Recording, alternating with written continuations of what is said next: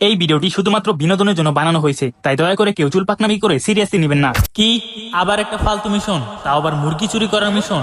কেন, তোর কোনো আপত্তি আছে নাকি? আপত্তি মানে এখন আর আমি চুরি করি না, তাই ওইসব মুরগি চুরি টুরি আমি করতে পারবো না। আরে তোরে চুরি করতে কে বলছে? তুই শুধু মুরগিটাকে ধরবি আর নিয়ে চলে আসবি।